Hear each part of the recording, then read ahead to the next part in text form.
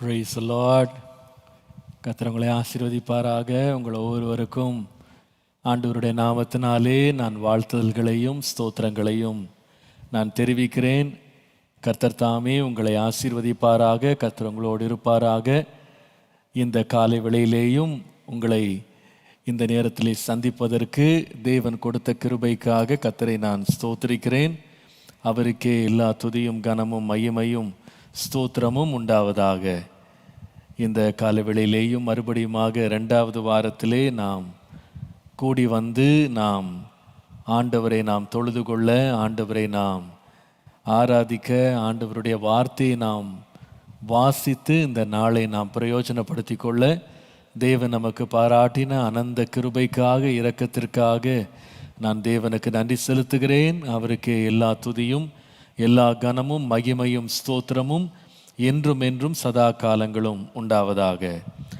நாம் இதை ஆரம்பிப்பதற்கு முன்பதாக நாம் எல்லாரும் கண்களை மூடி நாம் ஜெபம் பண்ணுவோம். வானத்தையும் பூமியும் படைத்த சர்வ வல்லமையுள்ள தேவனே, உம்மை நன்றியோடு நாங்கள் ஸ்தோத்திரிக்கிறோம். இந்த காலை பொழுதிலேயும் ஆண்டவரே, உம்முடைய பரிசுத்த வேத எழுத்துக்களை நாங்கள் வாசிக்கவும் அதை தியானிக்கவும் தேவன் எங்களுக்கு கொடுத்த இந்த அனந்த கிருபைக்காக உம்மை நாங்கள் நன்றியோடு ஸ்தோத்திரிக்கிறோம். இந்த நேரத்தை எங்களுக்கு ஆசீர்வதித்து தாரும். உம்முடைய நாமத்தை எங்கள் மத்தியிலே மகிமைப்படுத்தும்.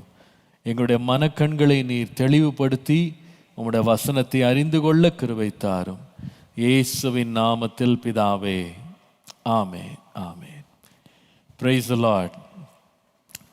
I welcome you all once again to this morning. இந்த காலை வேளையிலே உங்கள் ஒவ்வொருவரையும் இந்த வேத வாசிப்பின் 7ஆம் நாளுக்கு உங்களை மறுபடியுமாய் வரவேற்கிறேன். I welcome you all to the 7th day of Bible reading in this morning hour.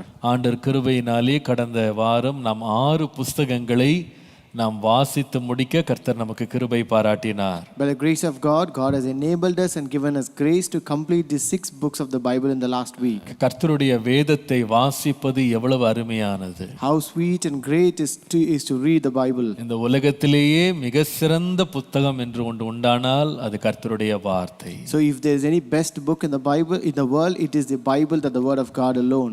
திரளான பொன் வெள்ளியை பார்க்கிலும் நீர் விளம்பின வேதம் நல்லது என்று வாசிக்கிறோம். We read that more than the riches and the silver or any other thing, the word that you have proceeded, you spoken is actually better and sweet. கர்த்தருடைய நாமத்திற்கு மகிமை உண்டாவதாக. Glory be to the name of the Lord. நமக்கு கொடுக்கப்பட்ட இந்த நேரத்தை இவ்விதமாக நாம் பயன்படுத்தி கொள்ள தேவன் நமக்கு பாராட்டின கிருபைக்காய் கர்த்தரை ஸ்தோத்திரிக்கிறேன். I thank God for giving us the privilege to make the best use of the time that God has given us. கர்த்தர் தாமே இந்த நாளையும் நமக்கு ஆசீர்வாதமாக்கி தருவாராக. May God bless this day as well.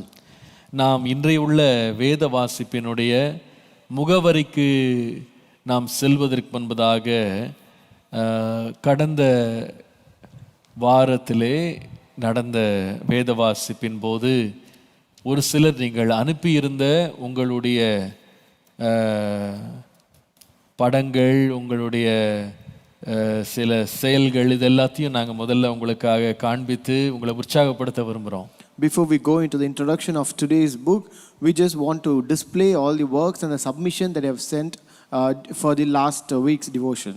கர்த்தருடைய நாமத்துக்கு மகிமை உண்டாவதாக. Glory be to the name of the Lord. இப்பொழுது நாம் அதை பார்க்கலாம். Now let us see that. Okay.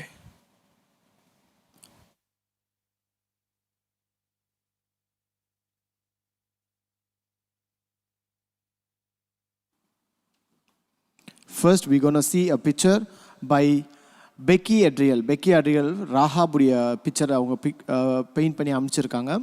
அதே போல் நெக்ஸ்ட் ரெபேக்கா அவர்கள் தன்னுடைய பர்சனல் நோட்ஸ், டிவோஷன் நோட்ஸ் அனுப்பியிருக்காங்க. அண்ட் கிராஃப்ட் ஒர்க் ஒருவர் வந்து அழகாக ஒரு கிராஃப்ட் ஒர்க் செஞ்சு அனுப்பியிருக்காங்க. And then Kevin from Coimbatore dos and don'ts பற்றி ஒரு பிக்சரை வந்து பெயிண்ட் பண்ணி அனுப்பியிருக்காங்க. தென் 10 கமாண்ட்மெண்ட்ஸ் பற்றி ஒரு பிக்சரை வந்து ரேச்சல் ரெயின் அப்படின்னு அனுப்பியிருக்காங்க. ஜித்தீஷ் அவர்கள் தன்னுடைய டிவோஷன் நோட்ஸ் அனுப்பியிருக்காரு. தென் பிளெஸ்ஸி ஒரு கிராஃப்ட் ஒர்க், டியூட்டரானமி 28 பற்றின ஒரு கிராஃப்ட் ஒர்க்கை வந்து செஞ்சு அனுப்பியிருக்காங்க. தென் ஜாஷ்வாவோட கிராஃப்ட் ஒர்க்கை ஒருவர் அனுப்பியிருக்காரு. தென் சாம்வெல் அவர்கள் வில்டர்னஸ் பற்றின ஒரு பிக்சர் அழகாக பெயிண்ட் பண்ணி அனுப்பியிருக்காங்க. ரோனி ஜோவன் அவர்கள் 12 மெமோரியல் ஸ்டோன்ஸ் அப்படின்னு ஒரு பிக்சரை அனுப்பியிருக்காங்க. Then Samuel from Bahrain, Joshua stopping the sun, அந்த ஒரு இன்சிடெண்ட்டை பிக்சராக நம்மளுக்கு டிஸ்ப்ளே பண்ணியிருக்காங்க. ஜெமிமா ஸ்டீஃபன்ஸ் அவர்கள் ஜாஷ்வாவோட ஜாஷ்வா 6th இருக்கிற அந்த இன்சிடெண்ட்டை வந்து அழகாக பெயிண்ட் பண்ணி அனுப்பியிருக்காங்க. அண்ட் தென் பூஜா எஸ்தர் அவர்கள் கேனனில் இருந்த ஸ்பைஸ் பற்றின ஒரு பிக்சரை வந்து அனுப்பியிருக்காங்க.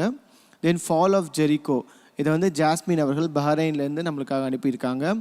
ரெஜா ஜெலின் அவர்கள் ஜோஷுவா ஸ்டாப்பிங் த சன், அந்த இன்சிடெண்ட்டை பெயிண்ட் பண்ணி அனுப்பியிருக்காங்க.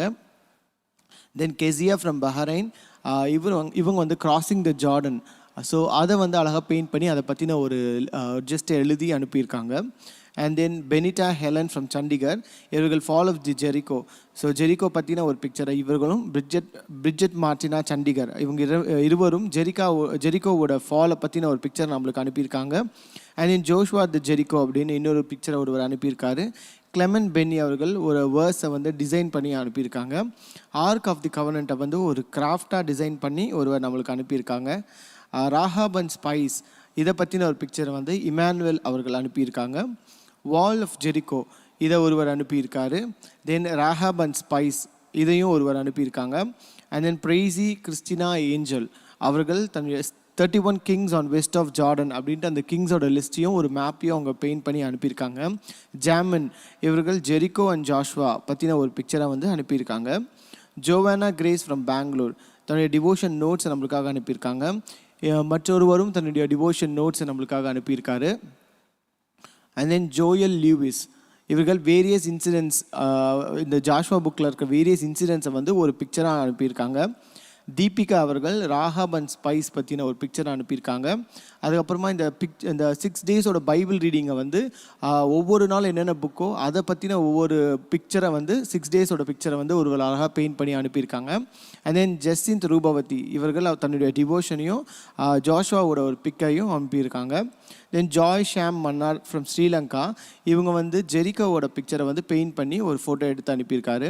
தென் ஜெசிகா வந்து என்ன அனுப்பியிருக்காங்கன்னா Moses appointing Joshua is successor, so இதை பற்றின ஒரு பிக்சரை வந்து அனுப்பியிருக்காங்க.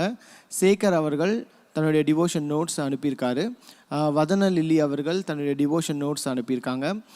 ஜெர்லின் ஃப்ரம் திருப்பூர், இவர்கள் ஜெரிகோ பற்றின ஒரு கிராஃப்டை வந்து செஞ்சு அனுப்பியிருக்காங்க. Jasper Merlin stopping of the sun பற்றின ஒரு பிக்சரை பெயிண்ட் பண்ணி அனுப்பியிருக்காங்க. Jerin Sangeeth ark of covenant பற்றின ஒரு பிக்சரை அனுப்பியிருக்காங்க. ரமேஷ் ஏப்ரஹாம் ஜாஷ்வாஸ் லெகசி அப்படின்ட்டு அதை பற்றின ஒரு டீட்டெயிலில் நம்மளுக்கு அனுப்பியிருக்காரு. அனிதா அவர்கள் கிராசிங் தி ஜார்டன் ரிவர், இதை பற்றின ஒரு பிக்சரை அனுப்பியிருக்காங்க. அதுக்கப்புறமா ஃபேமிலியாக உட்காந்து தாங்கள் படிக்கிற பைபிள் ரீடிங்கை பற்றின ஒரு பிக்சரை வந்து அவங்களோட ஃபேமிலி பிக்சர் ஒன்று அனுப்பியிருக்காங்க. க்ளோரி பிரசன்னா அவர்கள் வால் ஆஃப் ஜெரிகோ பற்றின ஒரு பிக்சரை அனுப்பியிருக்காங்க. ஜான் மேத்யூ அவர்களும் வால் ஆஃப் ஜெரிகோ பற்றின ஒரு பிக்சரை அனுப்பியிருக்காங்க. பாலினெக்ஸ் பிரைசி அவர்கள் ஆகானுடைய சின் பற்றின ஒரு பிக்சரை அனுப்பியிருக்காங்க. தென் ராகாவோட பிக்சரை இன்னொருவர் அனுப்பியிருக்காரு. டிசனன்ஸ் பற்றின ஒரு கிராஃப்டை வந்து அழகாக செஞ்சு அனுப்பியிருக்காங்க ஒருவர். தென் 7 days கிரியேஷனை வந்து அது 1, 2, 3 நம்பரில் அந்தந்த நாளுக்கான கிரியேஷன் என்ன அப்படின்றத அழகாக பெயிண்ட் பண்ணி ஒருவர் அனுப்பியிருக்காரு. தென் 10 commandments பற்றின ஒரு கிராஃப்டை ஒருவர் அனுப்பியிருக்காரு. தென் க்ளோரி பிரசன்னா அவர்கள் ராகாபுடைய ஒரு பிக்சரை அனுப்பியிருக்காங்க. கடைசியாக ஜெஸி ஃப்ரம் திருஷூர் ஒரு சாங்கை வந்து எழுதி நம்மளுக்காக அனுப்பியிருக்காங்க. Praise the Lord. ரொம்ப ரொம்ப சந்தோஷம். நீங்கள் விதமாக இவ்வளவு இன்வால்வ்மெண்ட் காட்டி நீங்கள் இந்த வேதத்தை வாசிப்பதில் நான் காண்கிறதை ரொம்ப சந்தோஷப்படுகிறேன். It's really happy to see when you are involved so much and the interest that you show in reading the Bible and doing all other works. தொடர்ந்து உங்களுடைய உற்சாகத்தை விட்டுவிடாமல் கடைசி வரைக்கும் முயற்சி செய்யுங்க. So don't leave your interest and involvement, but show your interest and involvement until the end. வேதத்தில் வாசிக்கிறோம்ல, முடிவு வரைக்கும் நிலைத்திருப்பவனே ரட்சிக்கப்படுவான்னு போட்டிருக்கு. So in the Bible we read, he that endures until the end shall be saved. நிறைய பேர் ஆரம்பத்தில் உற்சாகம் காட்டிட்டு போக போக கொஞ்சம் கொஞ்சமா அப்படியே விட்டுருவாங்க. Some people may show the interest at the initial stages, but as time goes by they will lose the interest. நீங்க விட்டுறாதீங்க. But don't lose your interest. நாம் இவ்வளவு தூரம் கடந்து வர கர்த்தர் உதவி செய்தார். God has enabled us to come this far. இன்னும் கொஞ்சம் தூரம் தான் இருக்கு. We still have some more way to go. நாம வேதத்தை முழுவதும் வாசித்து முடிக்க கர்த்தர் கிருபை தருவாராக. Let God give us grace to complete the entire Bible. நீங்க உங்க வீடுகளிலே வேதத்தை வாசிக்கிறத வந்து நீங்க போட்டோ எடுத்து எங்களுக்கு அனுப்புனா ரொம்ப சந்தோஷமா இருக்கும். அதை பார்த்து நாங்க சந்தோஷப்படுவோம். We will also be very happy if you send a picture of your Bible reading pictures as you read as a family or individual from your homes. உங்கள் பிள்ளைகள் வாசிக்கிறது அல்லது உங்கள் பெற்றோர் வாசிக்கிறது, அப்படி இல்லைன்னா நீங்க குடும்பமா உட்கார்ந்து வாசிக்கிற ஒரு பிக்சரை வந்து நீங்க எடுத்து எங்களுக்கு அனுப்புங்க. அதை நான் பார்க்க விரும்புகிறேன். You can take a picture of your family reading together the Bible, or individually, or your children reading the Bible, and if you send the picture to us, we will be very happy to see that. கர்த்தருடைய நாமத்திற்கு மகிமை உண்டாவதாக. Glory be to the name of the Lord. இந்த நாளிலே நாம் தொடர்ந்து வேதத்தை வாசிக்க போகிறோம். So today we're going to continue to read the Bible. இன்றைக்கு நாம் வாசிக்க போகிற வேத பகுதி வந்து நியாயாதிபதிகள் மற்றும் ரூத் என்கிற 2 புஸ்தகங்களை இன்றைக்கு வாசிக்க போகிறோம். Today we're going to read 2 books. They are Judges and Ruth. உங்களுக்கு ஒரே நாளில் வாசித்து முடிக்கக்கூடிய அளவில் இந்த புஸ்தகங்களினுடைய அளவு இருக்கும் என்று நான் நம்புகிறேன். I think the volume of these books will be to the extent that you can finish both the books on the same day. இந்த நியாயாதிபதிகள் என்கிற புஸ்தகம் இஸ்ரவேல் ஜனங்கள் கானான் தேசத்தை சுதந்தரித்த பிறகு அவர்கள் வாழ்க்கையிலே நடந்த சம்பவங்கள், இதை பட்டியலிடுகிறது தான் நியாயாதிபதிகள் என்ற இந்த புஸ்தகம். So this book of Judges is a book which contains the events and the incidents that happened after the people of Israel inherited the land of Canaan. இந்த நியாயாதிபதிகள் என்ற புஸ்தகத்திற்கு எபிரேய மொழியிலே உள்ள பெயர் ஷாஃப்தீம் என்கிற பெயர். The Hebrew name of this book Judges is Shoftim. இந்த ஷாஃப்டிம் என்கிற இந்த பெயர் வந்து ஒரிஜினல் லாங்குவேஜில் வந்து நியாயாதிபதிகள் என்று இல்லாமல் விடுவிக்கிறவர்கள் என்கிற அர்த்தத்திலே இருக்கிறது. So this Shoftim means it is not actually judges, but it is called as deliverers. விடுவிக்கிறவர்கள், deliverers. ஆண்டவர் இந்த நியாயாதிபதிகள் புஸ்தகத்திலே 13 நபர்களை தேவன் சாமுவேலின் காலத்திற்கு முன்பாக எழுப்புகிறார். So here in this book of Judges, God raised up 13 people before the time of Samuel. இவர்கள் எதற்காக எழுப்பப்பட்டார்கள் என்றால், இஸ்ரவேல் ஜனங்களை அவர்களை மேற்கொண்ட ஒடுக்கின, அவர்களை தங்களுக்கு கீழ்ப்படுத்தின மக்களிடத்திலிருந்து விடுதலை பண்ணும்படி தேவன் இவர்களை நியாயாதிபதிகளாக அல்லது விடுவிக்கிறவர்களாக கர்த்தர் அவர்களை எழுப்பினார். God raised these people as judges, or the people who would deliver the people of Israel from their assaulted oppressors who oppressed the people of Israel. நீங்கள் இவர்களை குறித்து நீங்கள் வாசிப்பீர்களானால், when you read about them, நீங்கள் நியாயாதிபதிகளின் புஸ்தகம் book of Judges 2ஆம் அதிகாரம் 11ஆம் வசனத்திலிருந்து வாசித்தால், chapter 2 and verse 11 onwards, அப்பொழுது இஸ்ரவேல் புத்திரர் கர்த்தரின் பார்வைக்கு பொல்லாப்பானதை செய்து பாகால்களை சேவித்து தங்கள் பிதாக்கள் எகிப்திலிருந்து புறப்பட பண்ணின அவர்களுடைய தேவனாகிய கர்த்தரை விட்டு தங்களை சுற்றிலும் இருக்கிற ஜனங்களுடைய தேவர்களாகிய அந்நிய தேவர்களை பணிந்து கொண்டு கர்த்தருக்கு கோபம் மூட்டினார்கள். And the children of Israel did evil in the sight of the Lord and served Baalim, and they forsook the Lord God of their fathers, which brought them out of the land of Egypt, and followed other gods of the gods of the people that were round about them, and bowed themselves unto them, and provoked the Lord to anger. அதனால் நடந்தது என்ன?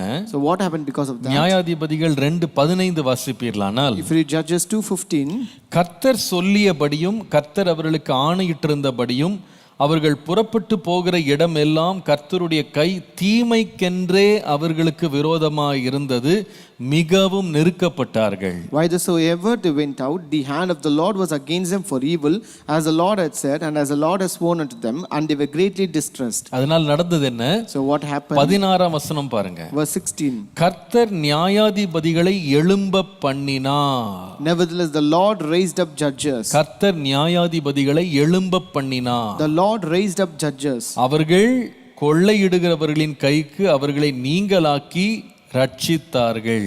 And which delivered them out of the hand of those that spoiled them. அப்போ இங்க வாசிக்கிறோம், கர்த்தர் தான் இவங்களை எழும்ப பண்ணினார். So therefore we read that God raised up these judges. அப்போ நான் சொன்னேன், இந்த நியாயாதிபதிகள் அப்படின்ற பெயர்ல இவங்க எழுப்பப்பட்டாலும், so here as I told you, though they were designated under the title judges, அவர்கள் வெறும் சட்ட திட்டங்களை அமல்படுத்துகிறவர்களாக நியாயம் விசாரிக்கிறவர்களாக மாத்திரம் அவர்கள் இருக்கவில்லை. So they did not only merely do all the legal matters and also doing all the works of a judge as in the today's case. ஆனால் அவர்கள் அந்த இஸ்ரவேல் ஜனங்களுடைய யுத்தத்தை நடத்துகிறவர்களாகவும் மாறினார்கள். But they were also included in military and administrative authority of the Israelites as well. இஸ்ரவேல் ஜனங்களுடைய அனுதின வாழ்க்கையின் காரியங்களை, தேசத்தின் காரியங்களை நிர்மாணிக்கிறவர்களாகவும் அவர்கள் மாறினார்கள். So they were also people who have included in all other daily matters, routine matters of Israelites as well. So இப்படிப்பட்ட 13 நபர்களுடைய நியாயாதிபதிகளினுடைய பணிகளை, அவர்களுடைய யுத்தங்களை, அவர்கள் இஸ்ரவேல் ஜனங்களை ரட்சித்த சம்பவங்களை தான் நியாயாதிபதிகள் அப்படின்ற புஸ்தகத்தில் நாம் வாசிக்கிறோம். So here in this book of Judges we read all the events of these 13 judges, their works, their battles and how they delivered the people out of all their oppressors. All these are found in this book of Judges. இந்த புஸ்தகத்தை எழுதினது யார்? Who wrote this book? நீங்கள் அவர்களுடைய நம்பிக்கையின்படி பார்ப்பீர்களானால் Samuel தீர்க்கதரிசி மூலமாக தான் இந்த புஸ்தகம் எழுதப்பட்டது என்று நம்பப்படுகிறது. So they believe and it is believed that this book has been written by the prophet Samuel. இந்த புஸ்தகத்தை நீங்கள் உன்னிப்பாக வாசிப்பீர்களானால், if you read this book more deeply, இது இஸ்ரவேலிலே ராஜாக்கள் தோன்றின ஆரம்ப கட்டத்திலே இந்த புஸ்தகம் எழுதப்பட்டிருக்கிறது என்று வாசிக்கலாம். You can read that this book was written at the initial stages of appearance of kings. அதனாலே தான் இந்த நியாயாதிபதிகளின் புஸ்தகத்தில் குறைந்தது 4 முறை ஆகிலும் அப்பொழுது தேசத்திலே ராஜா இல்லாமல் இருந்தார்கள் அப்படின்ற வார்த்தையை மறுபடி நீங்க எழுதப்பட்டதை பார்க்கலாம். Therefore you can find a statement that is repeated at least 4 times in this book which states in those days there was no king in Israel. ஒரே ஒரு உதாரணத்தை மாத்திரம் நான் வாசிக்கிறேன். I will read one example. நியாயாதிபதிகள் 17ஆம் அதிகாரம் 6ஆம் வசனம். Judges 17:6. நியாயாதிபதிகள் 17:6. Judges 17:6. அந்நாட்களில் இஸ்ரவேலிலே ராஜா இல்லை. In those days there was no king in Israel. அந்நாட்களிலே இஸ்ரவேலிலே ராஜா இல்லை. In those days there was no king in Israel. அப்போ ஏன் இப்படி எழுதப்பட்டிருக்கு அப்படின்னு சொன்னா, இந்த புஸ்தகம் எழுதப்பட்ட காலம் வந்து ராஜா இருந்த ஒரு காலம். So why was this written? This was written during the time when the king was present. ஆகவே அநேகர் கணிக்கிறது சாமுவேல் என்னும் தீர்க்கதரிசி ராஜாக்களின் காலத்திலே வாழ்ந்த நியாயாதிபதி. So many assume that this prophet Samuel lived in the times of kings. அவர் வந்து சவுலையும் பார்த்தார், தாவீதையும் பார்த்தார். So he saw Saul as well as David. ஆகவே அவர்தான் இந்த புஸ்தகத்தின் ஆக்கியோனாக கணிக்கப்படுகிறார். Therefore it is assumed that he must be the author of this book. இந்த நியாயாதிபதிகளின் புஸ்தகம் எப்பொழுது எழுதப்பட்டது? When was this book of Judges written? ஏறத்தாழ 1045 முதல் 1000வது ஆண்டு கிறிஸ்துவுக்கு முன்பாக இது எழுதப்பட்டிருக்கிறது. So this book was written between 1045 and 1000 BC. இதிலே 21 அதிகாரங்கள் 618 வசனங்கள் இந்த புஸ்தகத்தில் இருக்கிறது. So this book contains 21 chapters and 618 verses. இந்த நியாயாதிபதிகள் அப்படின்ற புஸ்தகம் அரங்கேறின கால சரித்திர காலம் எப்பொழுது? So what was its place in history? இது யோசுவாவினுடைய மரணத்திற்கு பின்பாக நடந்த சம்பவங்களை இது குறிக்கிறதா இருக்கிறது. So this book contains the events that happened after the death of Joshua. அப்பொழுது ஏறத்தாழ கிட்டத்தட்ட 14ஆம் நூற்றாண்டிலே, கிறிஸ்துவுக்கு பின் 14ஆம் நூற்றாண்டிலே நடந்த சம்பவங்கள் தான் நியாயாதிபதிகளிலே நாம் பார்க்கிறோம். So those incidents that occurred around in the early 14th century of BC, those incidents are noted in this book of Judges. கர்த்தருடைய நாமத்திற்கு மகிமை உண்டாவதாக. Glory be to the name of the Lord. அப்போ நம்ம எந்த கண்ணோட்டத்துல பார்க்கணும்னு சொன்னா, யோசுவாவின் மரணத்திற்கு பின்பாக நடந்த ஏறத்தாழ 300 ஆண்டினுடைய சரித்திரம், இஸ்ரவேலின் சரித்திரத்தை இந்த நியாயாதிபதிகளின் புஸ்தகம் உள்ளடக்கி இருக்கிறது. So this book of Judges around a history of around 300 years after the death of Joshua. கர்த்தருடைய நாமத்திற்கு மகிமை உண்டாவதாக. Glory be to the name of the Lord. இது எவ்வளவு தூரம் தொடர்கிறது, இந்த நியாயாதிபதிகளின் புஸ்தகத்தின் சரித்திரம் எவ்வளவு தூரம் தொடர்கிறது என்றால், so how far is this book of Judges continues? 1051ஆம் ஆண்டு கிறிஸ்துவுக்கு முன்பாக உள்ள ஆண்டிலே சவுல் ராஜா சாமுவேலினால் ராஜாவாக அபிஷேகம் பண்ணப்பட்ட காலம் வரைக்கும் இந்த நியாயாதிபதிகளினுடைய சரித்திரம் நீண்டு செல்லுகிறது. So this history of Judges continues until Saul was crowned as king of Israel during the period of 1051 BC. நீங்கள் இந்த நியாயாதிபதிகளின் சம்பவம் நடந்த இடம் எங்கே என்று பார்ப்பீர்களானால், So when you look at the place where this book of events of this Judges happened, நமக்கு தெரியும் ஆண்டவர் கானான் தேசத்தை 12 கோத்திரங்களுக்கு ஆண்டவர் பிரித்து கொடுக்கிறார் யோசுவாவின் மூலமாக. so we all know that God divided the land of Canaan to 12 tribes during the time of Joshua.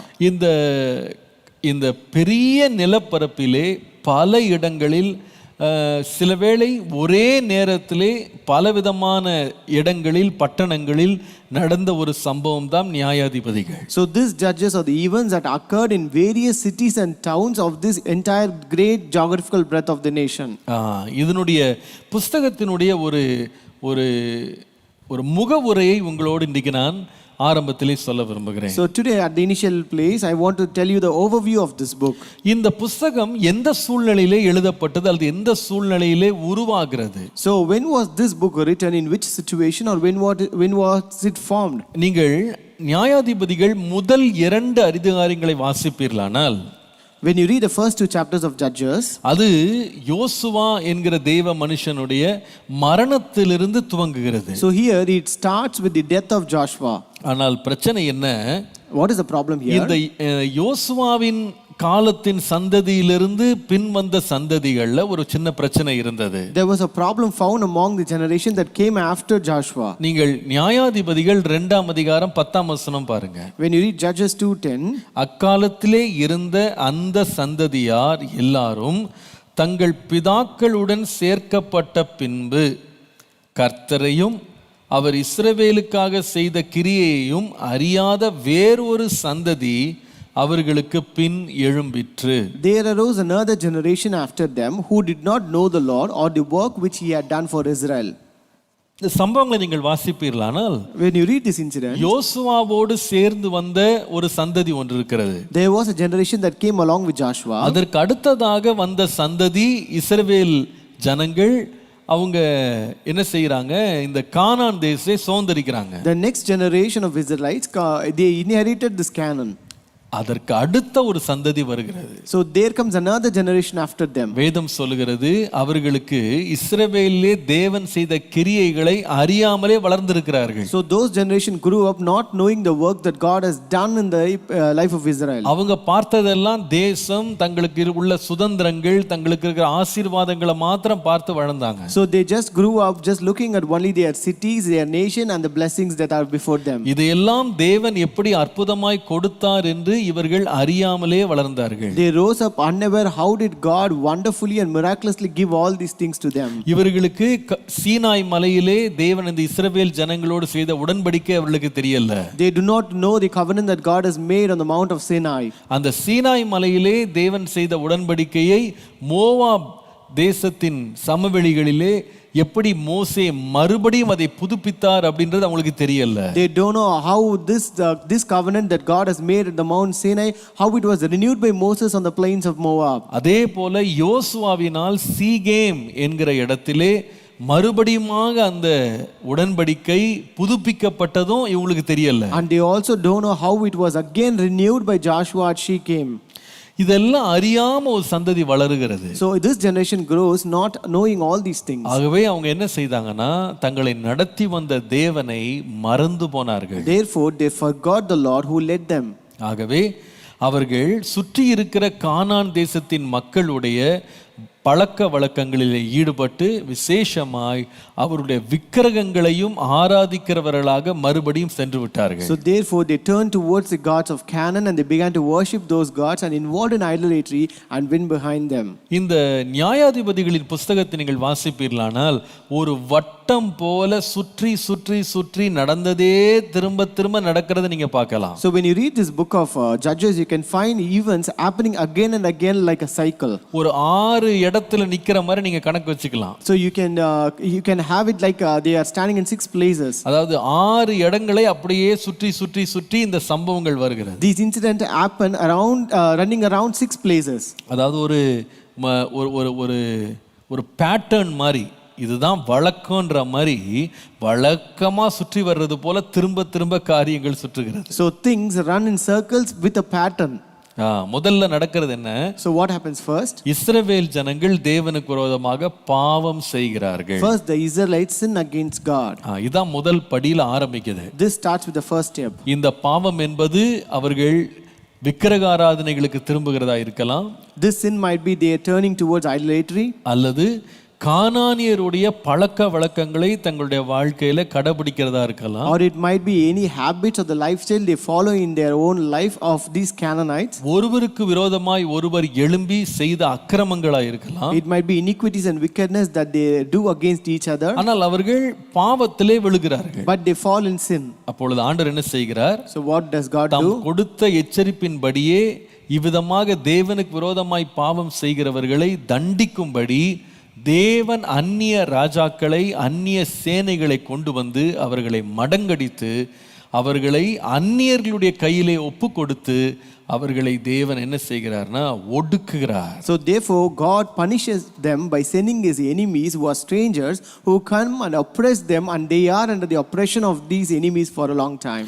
இவர்கள் என்னவாக மாறுகிறார்கள் என்றால், தேவன் கொடுத்த சுதந்திரமான தேசத்திலேயும் அந்நியர்களுக்கு கீழ் இருந்து அடிமைகளாய் சேவிக்கிற ஒரு நிலைக்கு கர்த்தர் அவர்களை தள்ளுகிறார். So God pushes them to a situation where they become slaves and servants even in the place where they have inherited as their own. So முதலாவது பாவம் நடக்கிறது. So first the Israelites sin. இரண்டாவது தேவனுடைய தண்டனை அல்லது தேவனுடைய கோபாக்கினை அவர்கள் மேல் வருகிறது. Second, God sends his punishment or his wrath upon the people. மூன்றாவது என்ன சுற்றுன்னு கேட்டீங்கன்னா, இந்த சுற்றுல மூன்றாவது இடம் என்னன்னு கேட்டீங்கன்னா, இந்த நியாயாதிபதிகள்ல இந்த தேவனுடைய தண்டனையை பெற்ற ஜனங்கள் என்ன செய்கிறாங்கன்னா, ஆண்டவரிடத்துல முறையிட்டு மன்னிப்பு கேட்டு ஆண்டவரே எங்களை விடுவியும் என்று கதறுகிறாங்க. So the third thing that happens in the circle is that these people, those people who are punished by God, they begin to cry unto the Lord and pray for their forgiveness.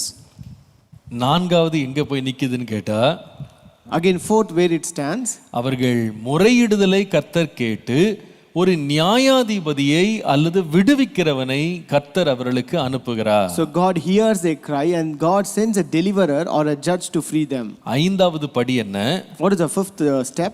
இந்த நியாயாதிபதி என்ன செய்கிறார்னா, இவர்களை அடிமைப்படுத்தி வைத்திருக்கிற சத்ருவை மேற்கொண்டு அவர்கள் கையிலிருந்து இஸ்ரவேல் ஜனங்களை விடுவித்து ஒரு ரட்சிப்பை உண்டாக்குகிறார்கள். So these judges overcomes the enemy who oppress the Israelites and conquer them and then deliver them out of their hands. ஆறாவது என்ன நடக்கிறது? What happens? Sixth, ஒரு குறிப்பிட்ட காலம் வரைக்கும் அந்த தேசத்திலே ஒரு பெரிய சமாதானம் நிலவுகிறது. So there is a peaceful reign for some time in that nation. இது முடிந்த உடனே திரும்ப வட்டம் ஆரம்பிக்குது. And again the cycle begins. கொஞ்ச நாள் சமாதானத்தை பார்த்த உடனே, after seeing the peace for a few days, இஸ்ரவேல் ஜனங்கள் மறுபடியும் பாவத்திற்குள்ளாகிறார்கள். the Israelites again commit sin. பாவத்திலிருந்து தேவனுடைய தண்டனையை பெறுகிறார்கள். And they receive punishment of God because of the sin. அந்த தண்டனையை பெற்ற பிறகு அவங்க தேவனை நோக்கி முறையிடுறாங்க. After punishment they cry out to the Lord. தேவனிடத்துல முறையிடும் போது தேவன் அவர்களுக்கு நியாயாதிபதிகளை அனுப்புகிறார். When they cry out to the Lord, God sends them judges. இந்த நியாயாதிபதிகள் யுத்தம் செய்து போராடி ஜனங்களை விடுவிக்கிறார்கள். These judges battle and then they conquer and they deliver the people. அடுத்தது ஒரு சமாதானம் வருகிறது. And again there's a peace there. திரும்பவும் பழைய இடத்துக்கு திரும்ப வர்றாங்க, பாவத்திற்கு வர்றாங்க. Again they come to the square one. இவ்விதமாக சுற்றி சுற்றி சுற்றி சுற்றி வருகிற சம்பவங்களை நீங்க நியாயாதிபதிகளை வாசிக்கும் போது நீங்க கற்றுக்கொள்ளலாம். So this kind of cycle or a pattern you can find in this book of Judges. ஆனால் இதுல வேதனை என்னன்னா, but what is much grieving here? முதல் சுற்றுல அவர்கள் விழுந்த பாவத்தை பார்க்கிலும் வருகிற தொடர் சுற்றுகள்ல இன்னும் மோசமான பாவங்கள்ல இந்த ஜனங்கள் தொடர்ந்து மூழ்கி கொண்டே போகிறார்கள். But these people rather when you find more than the sin that they fall in the first cycle, the succeeding cycles are more horrible and the sins are more horrible when they commit there. நீங்க அவங்களுடைய லைஃபை பார்த்தீங்கன்னா அவர்களுடைய moral life, அவர்களுடைய ஒழுக்க ரீதியான வாழ்க்கை கூட இந்த ஒவ்வொரு வட்டத்தையும் அவன் கடந்து வர வர வர வர அது இன்னும் மோசமாக மாறிக்கொண்டே இருக்கிறது. So as they pass from one cycle to another, their moral life and their other life also deteriorates. It becomes more horrible in terms of sin. கடைசியில் பார்ப்பீங்களானா அவர்களுடைய வாழ்க்கை சுத்தமாகவே ஒரு கட்டுப்பாடு இல்லாமல் அது அனார்கி என்று சொல்வாங்க. ராஜா இல்லாத, கேட்பார் ஆள் இல்லாத ஒரு நிலைமைக்கு அவனவன் என்ன இஷ்டப்படி செய்யணும்னு நினைக்கிறானோ அதை செய்து கொண்டே இருந்தான். So by the end of this you can find there is complete anarchy where the people lose control. They do whatever they want, they do according to their will. இது ரொம்ப வேதனையானது. This is really pitiful. இது ரொம்ப ரொம்ப வேதனையானது. This is really grievous. ஆண்டவர் இவ்வளவு பெரிய மகிமையாக, இவ்வளவு பெரிய கிருபையாக ஒரு தேசத்தை கொடுத்த பொழுது, when God has given this great nation in a glorious manner, அதனுடைய சிறந்த ஆசீர்வாதங்களை அனுபவிக்காதபடி அவள் அந்நியர்களோடு கலந்து மறுபடி தேவனை மறப்பது அவள் வாழ்க்கையிலே கொண்டு வந்த நஷ்டங்கள் ஏராளம். So when they again and again mingle with their enemies and do all kinds of sin, the losses that brings are great. இந்த நியாயாதிபதிகளின் பட்டியலை எடுத்துக்கொள்வீர்களானால், when you look at the list of judges, அதிலே கிட்டத்தட்ட 15 நியாயாதிபதிகளை கர்த்தர் எழுப்புகிறார். So God raised up 15 judges. ஆனால் இந்த நியாயாதிபதிகளின் புத்தகத்திலே அவர்களிலே 13 பெயர் குறிப்பிடப்பட்டிருக்கிறது. But in this book of Judges you can find 13 of those names are listed here. மீதமுள்ள ஏலி, சாமுவேல் என்று சொல்லுகிற நியாயாதிபதிகள் அவர்கள் 1 சாமுவேல் புத்தகத்திலிருந்து அவருடைய சரித்திரத்தை நீங்க வாசிக்கலாம். The other two judges who are Eli and Samuel, you can find them from the book of 1 Samuel. நான் ஒரு சின்ன பட்டியல் போட்டிருக்கிறேன். இந்த 13 நியாயாதிபதிகளோட பட்டியலை நான் போட்டிருக்கிறேன். So I have given the list of 15 judges here. இந்த 13 முதல் 15 நியாயாதிபதிகள் ஒவ்வொன்றாக அவர்கள் எத்தனை ஆண்டுகள் என்னென்ன அவர்கள் மூலமாய் கர்த்தர் செய்தார் என்பது நீங்கள் வாசிக்கலாம். So here you can read whatever God did using them and how many years did they rule there. இதிலே எல்லாரும் செய்த பெரிய கிரியைகளை ஆண்டவர் குறிப்பிடவில்லை. So here God did not mention all the greatest things that these people have done. இவர்களுடைய வாழ்க்கையிலே நமக்கு பிரயோஜனமுள்ள சில காரியங்களை மாத்திரம் ஆண்டவர் குறிப்பிட்டு விளக்கமாக எழுதி இருக்கிறார். So here God has mentioned and he has given very few things which are useful for our life. இந்த பட்டியலை பார்ப்பீர்களானால், when you look at the list, Othniel என்று சொல்லுகிறவன் முதலாவது நியாயாதிபதியாக எழும்புகிறான். So the first judge who raised up was Othniel. இவர் யோசுவாவின் மரணத்துக்கு பின்பாக எழும்பின முதலாவது நியாயாதிபதி. He was the first judge after Joshua's death. அடுத்தது ஏஹூத் என்கிற மனுஷன் எழும்புகிறார். Second one Ehud. இவர்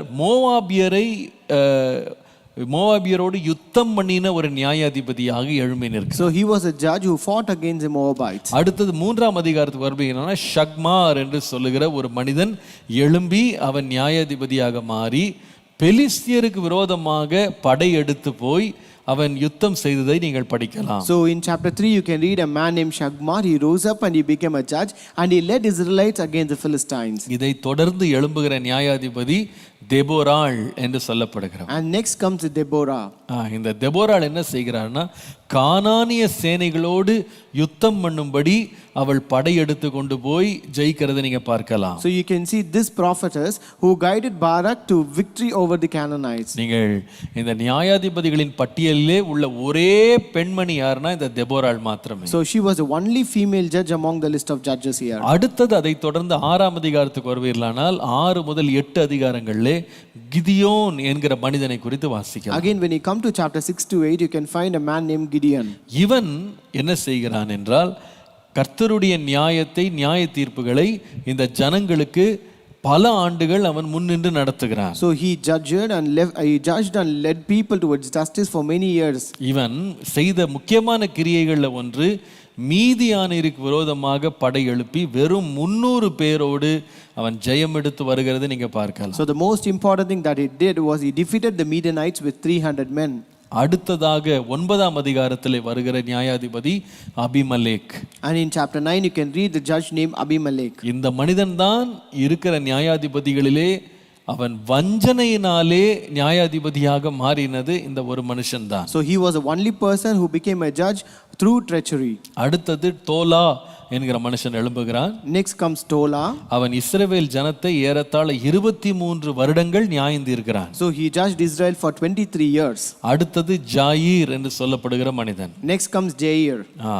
இவன் 22 ஆண்டுகள் இந்த தேசத்தை நியாயம் விசாரிக்கிறான். He judged Israel for 22 years. அடுத்தது 10ஆம் அதிகாரத்தில் நாம் வாசிக்கிற நியாயாதிபதி எப்தா என்கிறவன். Next in chapter 10 we can read a judge named Jephthah. இந்த எப்தா உங்களுக்கு தெரியும் அம்மோனியரை மடங்கடிக்கிறான். So he defeats Ammonites. ஆனால் எப்தாவுடைய வாழ்க்கையில் இருந்த மிகப்பெரிய ஒரு புத்தியினம் என்னவென்றால் தன்னுடைய சொந்த மகளையே அவன் பலியாக செலுத்துகிறான். The greatest foolishness that this Jephthah had in his life that he sacrificed his own daughter. அடுத்ததாக வருகிறது இப்சான். Next comes Ibzan. 12ஆம் அதிகாரத்திலே வாசிக்கிறோம். We can read in chapter 12. இவன் 7 ஆண்டுகள் இந்த இஸ்ரவேல் ஜனங்களை நியாயம் விசாரிக்கிறான். He judged Israel people for 7 years. அடுத்தது எலோன். And comes Elon. அவன் 10 ஆண்டுகள் இந்த இஸ்ரவேல் ஜனங்களை நியாயம் விசாரிக்கிறான். He judged Israel for 10 years. அடுத்தது அப்தோன்.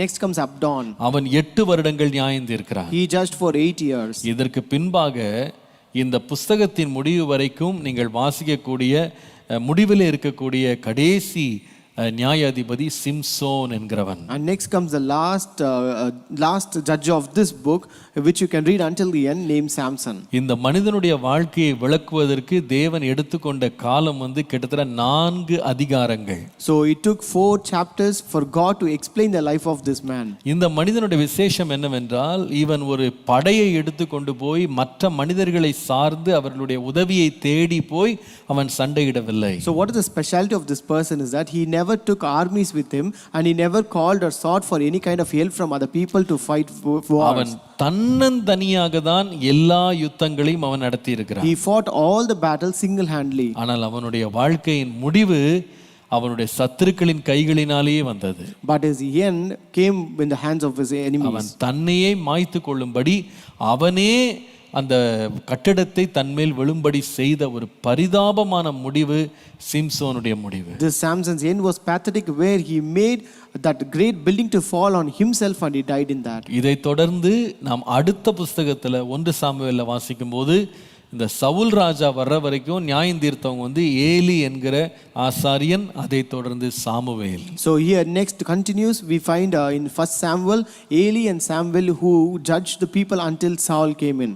நீங்கள் இந்த நியாயாதிபதிகளின் புஸ்தகத்தை நீங்க வாசிப்பீங்களானா when you read the book of Judges, வேதத்துல முன்போ பின்போ இல்லாத அக்கிரம செய்கைகள் இந்த நியாயாதிபதிகள் புஸ்தகத்துல நீங்க வாசிப்பீங்க. So you can find great many wickedness and wicked events that occurred in this book of Judges that was more shocking that never occurred even before that or after that. இந்த புஸ்தகத்துல எழுதப்பட்டது போல அக்கிரமங்கள் வேறு எங்கேயுமே வேதத்துல எழுதப்படல. So the gruesome events that are mentioned in this book you can find in no other books of this Bible. இதெல்லாம் சில தடவை வாசிக்கிறதுக்கே ரொம்ப நெருடலா இருக்கும். So when you read it might be sometimes irritating us. ஒருவேளை சில வேளையில ரொம்ப அருவருப்பா கூட இருக்கும். That might be even disgusting to read many times. இதெல்லாம் வெளியே சொல்வதற்கு கூட வெட்கக்கேடாக இருக்கும். We may feel shame to tell it out to other people even. யெகூதுடைய வாழ்க்கையை நீங்க படிச்சீங்கன்னா அவன் இந்த எக்லான் என்கிற மனுஷனை கொன்று போட்ட பொழுது ரொம்ப ஒரு கேவலமான விதத்தில் அவனை கொன்று போடுகிறான். So here when you read about Ehud, when he murdered Eglon, he killed him in a very disgusting manner. எப்தாவுடைய வாழ்க்கையை நீங்கள் பார்ப்பீர்களானால் தன் சொந்த மகளையே ஒரு கானானிய மக்கள் எப்படி தங்கள் பிள்ளைகளை அவங்க பலி செலுத்துவாங்களோ அதை போல பலி செலுத்துகிறவனாக ஒரு நியாயாதிபதி இருக்கிறது நீங்க பார்த்து ஆச்சரியப்படுவீங்க. When you read about Jephthah, you can read about this Jephthah who was a judge who sacrificed his own daughter in the manner how this Canaanites would sacrifice their own people.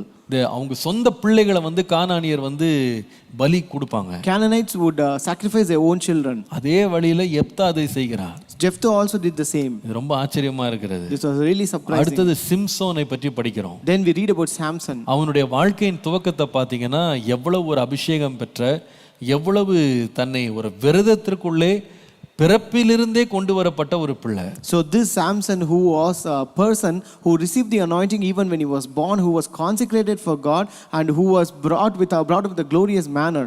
ஆனால் இவன் நியாயாதிபதியான பிறகு கூட அவன் ஒரு வேசியின் இடத்துல போய் வருகிற ஒரு சம்பவத்தினுடைய அருவருப்பை நீங்க வாசிக்கலாம். But when he became a judge, you can read an incident where he went and when he was with a prostitute, and that incident we can read here. அடுத்ததாக நீங்கள் வாசிக்கிற சம்பவம் வந்து ஒரு லேவியன் என்ன செய்கிறான்னா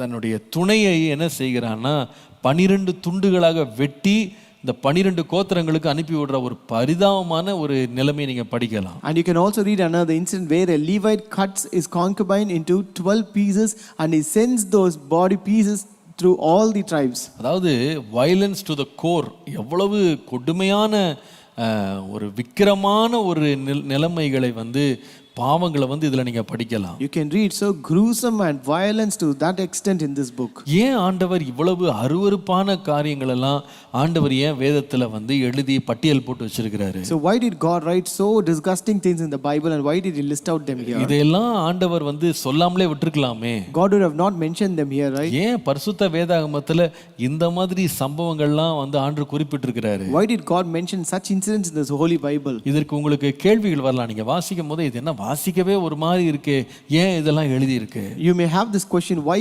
when we read it is so disgusting, why did God mention them in this Bible?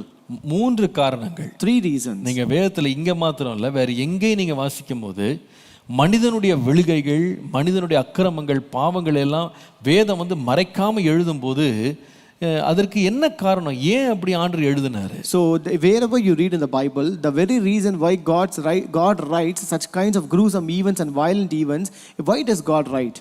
3 காரணங்கள். 3 reasons. முதல் காரணம் என்ன? What is the first reason? அது மனிதனுடைய பாவத்தினுடைய அகோர நிலைமையை நமக்கு சுட்டி காட்டுகிறது. So that shows the gruesome condition of sin of a person. அதாவது மனுஷன் எவ்வளவு தூரம் அவன் பாவத்துல உழல முடியும், அவன் எவ்வளவு பெரிய படுகுழியில இருக்கிறான் என்பதை வெளிப்படுத்தும்படிதான் இந்த சம்பவங்கள் எழுதப்பட்டிருக்கிறது. These incidents are written to know how far the person or a man is deep into that sin. அவனை யாரும் விடுவிக்க முடியாது.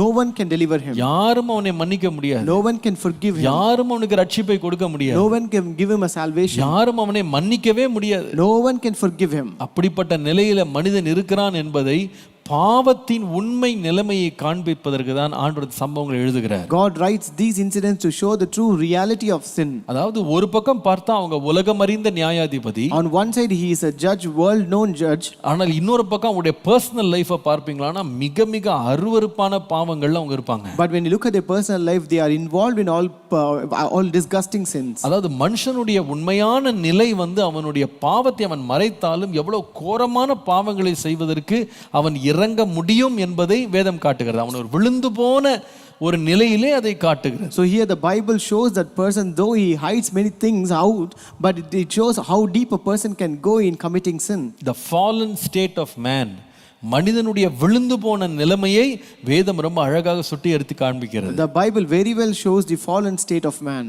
இரண்டாவது, ஏன் இந்த சம்பவங்கள் எழுதப்பட்டது? Why are these incidents written?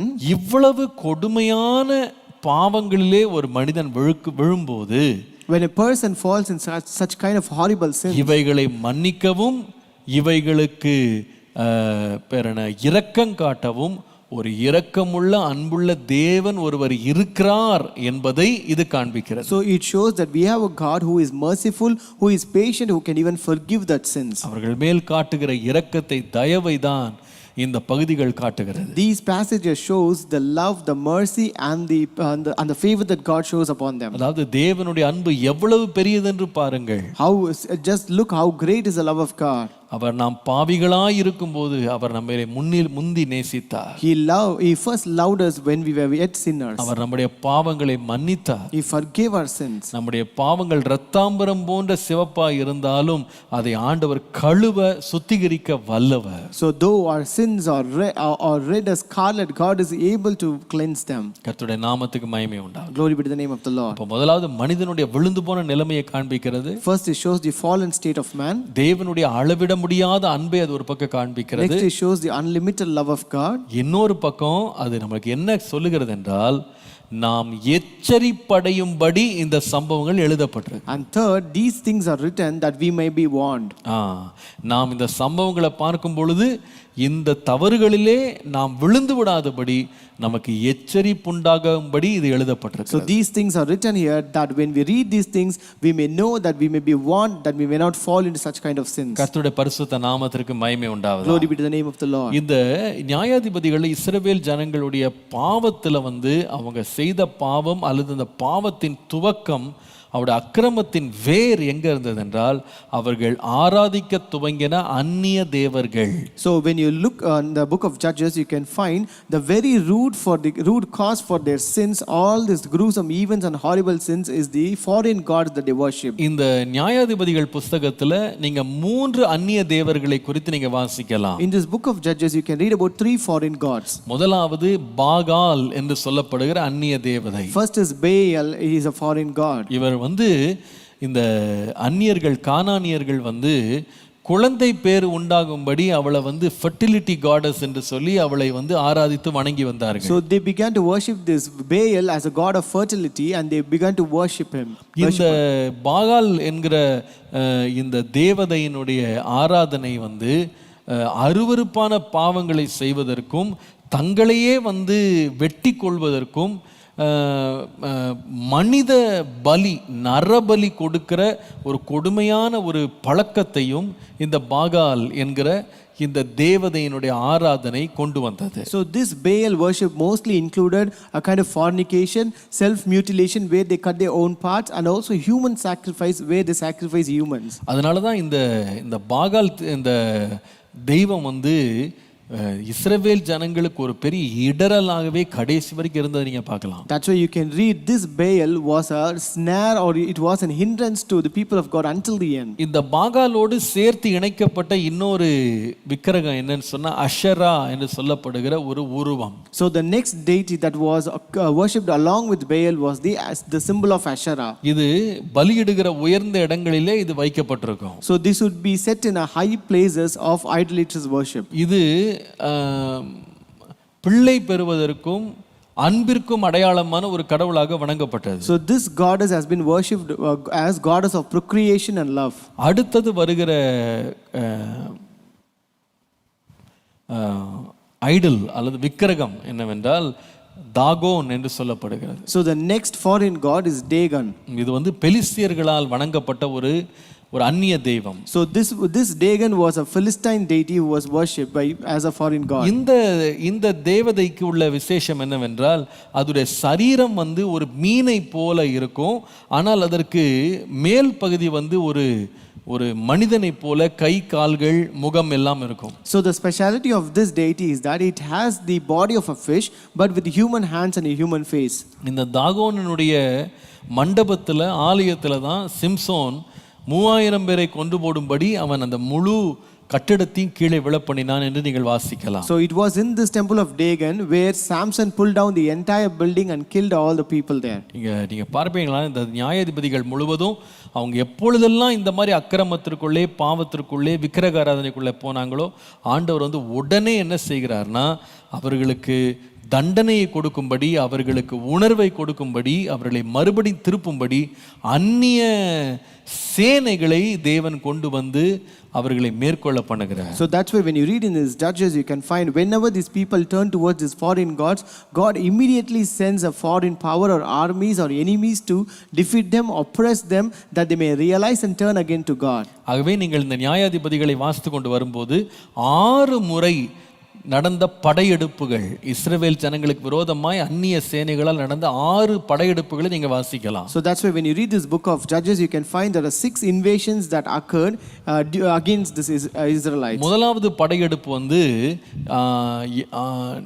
நியாயாதிபதிகள் 3ஆம் அதிகாரம் 8 லிருந்து 12 வசனங்களை நீங்க வாசிக்கலாம். The first invasion you can read in Judges chapter 3 verse 8 to 11. இது வடகிழக்கு திசையிலிருந்து வந்த மெசபத்தோமியா னுடைய சேனைகளால் வருகிற படையெடுப்பு. So this was the first Mesopotamian invasion from the northeast. இதிலே ஒத்னியேல் என்கிற நியாயாதிபதி எழும்பி அவன் விடுவிக்கிறது நீங்க வாசிக்கலாம். So here you can read that Othniel the judge rose up and he delivered his people. அடுத்த படையெடுப்பு அதே நியாயாதிபதிகள் 3ஆம் அதிகாரம் 12 20 வசனத்துல The next invasion you can read in Judges chapter 3 verses 12 to 20. அவர்கள் தென்கிழக்கு பகுதியிலிருந்து எழும்பி வந்த மோவாபிய சேனைகளை குறித்து நீங்க படிக்கலாம். Here you can read about Moabite invasion from the southeast. இதனுடைய இப்படிப்பட்ட சேனைகளுக்கு விரோதமாக யெகூத் என்று சொல்லப்படுகிற நியாயாதிபதி எழும்பி ஜெயம் எடுக்கிறத பார்க்கலாம். So you can read the judge named Ehud rose up and he conquered them.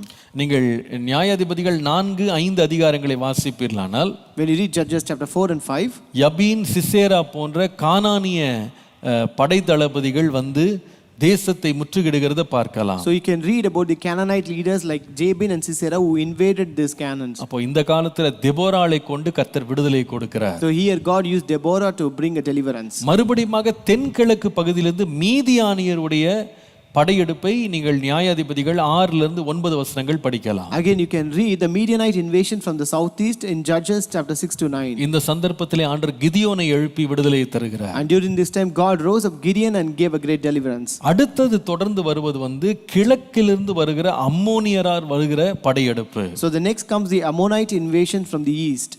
அதை வந்து எப்தாவின் மூலமாக ஆண்டவர் விடுதலை தருகிறார். Here God gives deliverance through Jephthah.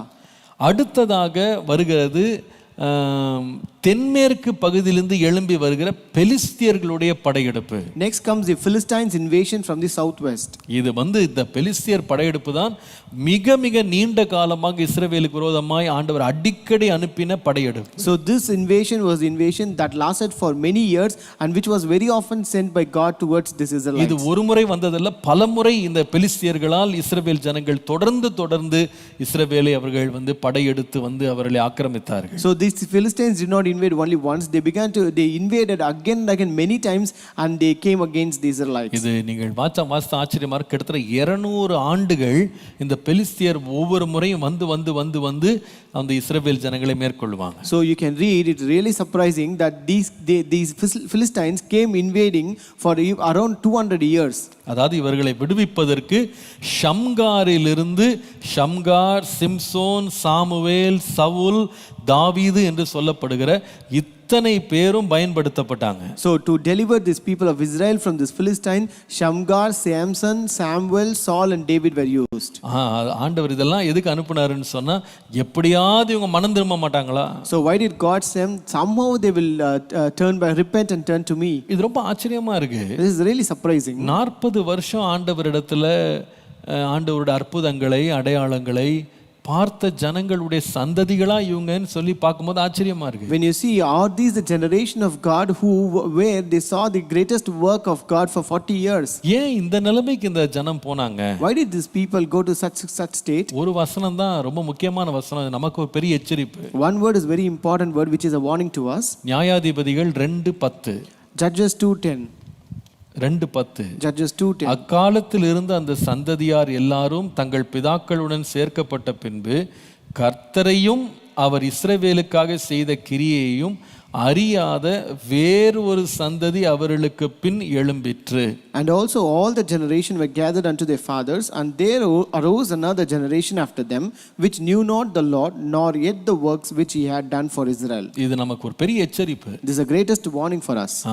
ஆண்டவர் நம்முடைய சந்ததிகள்ல நம்முடைய வாழ்க்கையில் ஆண்டவர் செய்கிற கிரியைகள் நாம் அறிந்த தேவனை அடுத்த சந்ததிக்கு நாம சொல்ல மறக்கவே கூடாது. We should never forget to pass the God and the works of God that God has done in our life to our next generation. அதனால தான் ஆண்டவர் வந்து நியாயப்பிரமாணத்திலே ஆண்டவர் கட்டளையிட்டு இருந்தார். That's why God has commanded even in his law. நீ எழுந்திருக்கும் போது, உட்கார்ந்திருக்கும் போது, நடக்கும் போதும், even when you rise up, when you sit and when you walk, உன்னுடைய பிள்ளைகளுக்கு இது எல்லாத்தையும் கருத்தாய் போதி. You should diligently teach this to your children. ஏன் இந்த ஜனங்கள்லாம் இதெல்லாம் அறியாம போயிட்டாங்க அப்படின்னா, why these people were unaware of all these things? அவர்களுக்கு போதனை இல்லை. Because there was no teaching to them. சொந்த பெற்றோர் போதிக்கல. Their own parents never taught them. அவருடைய சந்ததிகளுடைய ஊழியர்கள் போதிக்கல. The servants of God of their generation never taught them. குடும்பத்தினர் தங்களுடைய உத்தரவாதங்களை மறந்து போயிட்டாங்க. The family members forgot their responsibility. நான் நினைக்கிறேன் ஒருவேளை அவர்கள் கானானிய கலாச்சாரம், கானானிய கல்வி இதெல்லாம் சொல்லி கொடுத்திருப்பாங்க, ஆனா தேவனை சொல்லி கொடுக்கல. I think they would have taught them the Canaanite culture, Canaanite education, but they forgot to teach about God. இந்த விளைவு என்னன்னு சொன்னா, And what is the consequence? அவங்க சரீரத்துல உலக பிரகாரமாக அவங்க செழித்திருந்தாலும் வெற்றியோடு இருந்தாலும் Though they were successful and prosperous physically in the worldly manner, தனிப்பட்ட வாழ்க்கையில அவங்களுடைய ஆவிக்குரிய வாழ்க்கையில பெரிய தோல்வி உள்ளவர்களா இருந்தாங்க. but they failed in a personal life, in the spiritual life. இன்னொன்று ஆண்டவர் வந்து செய்தது என்னன்னு சொன்னா, தம்முடைய கிரியைகளை அவர்கள் மறந்து விடாதபடி ஏற்கனவே நம்ம கவனித்திருக்கிறோம். ஆண்டவர் அநேக பண்டிகைகளை தேவன் ஒழுங்கு பண்ணியிருந்தார். And also God has already told them to observe many feasts that they may not forget the works of God. சிலது ஆண்டுதோறும் நடக்கிற பண்டிகை. Some are annual feasts. அதுல இன்னொரு பண்டிகை வந்து வாரந்தோறும் நடக்க வேண்டிய ஒரு பண்டிகை, அது ஓய்வு நாள் பண்டிகை. So another feast is a feast that they have to observe every week, that is the feast of the Sabbath அப்போ day. இந்த பிள்ளைங்க வந்து ஏன் இந்த சந்ததியார் வந்து தேவனுடைய கிரியைகளையும் தேவனுடைய செயல்களையும் அவங்க அறியாம போயிருந்தாங்கன்னா, அந்த தேசம் வந்து தான் கொண்டாட வேண்டிய பண்டிகைகளை கொண்டாட மறந்துட்டாங்க. So why did these people forget or did not know all these things and works of God? It's because that nation never observed the celebrations and the feasts that God commanded them to observe. ஆண்டுதோறும் அவர்கள் நினைவு கூற வேண்டிய நினைவு கூறுதல்களை அவங்க maintain பண்ணல. They did not maintain to remember or have the memorial of the annual feast that they are supposed to observe. அதே போல வாரந்தோறும் அவர்களுக்கு ஆண்டவர் கொடுத்திருந்த ஓய்வு நாளை அவங்க ஆசரிக்கல. And they never observed the Sabbath day that God has kept for them. ஒருவேளை அதெல்லாம் ஒழுங்கா செய்திருந்தா பின்வரும் சந்ததியார் வந்து தேவனை குறித்தும் அவருடைய செய்கைகளை குறித்தும் அறிந்து வளர்ந்திருப்பாங்க. If in case they would have done and maintained it properly, observed in the proper manner, then the next generation would have learnt it and have known it.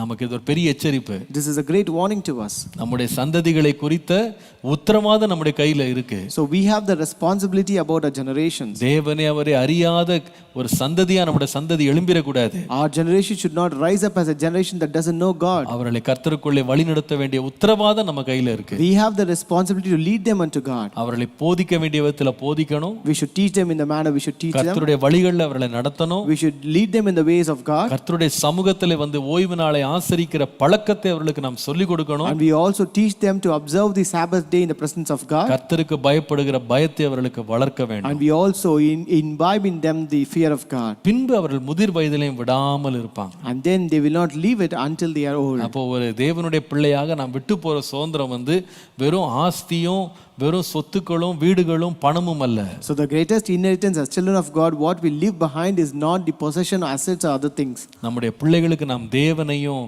அவருடைய கிரியைகளையும் விட்டுட்டு போகணும். But we should leave behind God and His great works. Hallelujah. Hallelujah. கர்த்தருடைய நாமத்துக்கு மகிமை உண்டாவதாக. Glory be to the name of the Lord. இந்த நியாயாதிபதிகள் புத்தகத்தை வாசித்து முடிக்கும் போது அடுத்தது வருகிறது ரூத்தின் புத்தகம். When we finish reading the book of Judges, the next comes the book of Ruth. ஏன் இந்த ரூத்தை இதோட சேர்த்து விட்டேன் என்றால், Why did I include this Ruth along with this? ஒரு பக்கம் பார்த்தா நமக்கு போர்ஷன் இன்னைக்கு ரொம்ப கம்மி தான், 22 அதிகாரம் தான். So the first reason is that we have very limited portion. We have only 22 chapters. சரி, நம்ம இன்னொரு புத்தகத்தை சேர்த்து விடலாம் அப்படின்றதுக்கு மாத்திரம் இல்ல.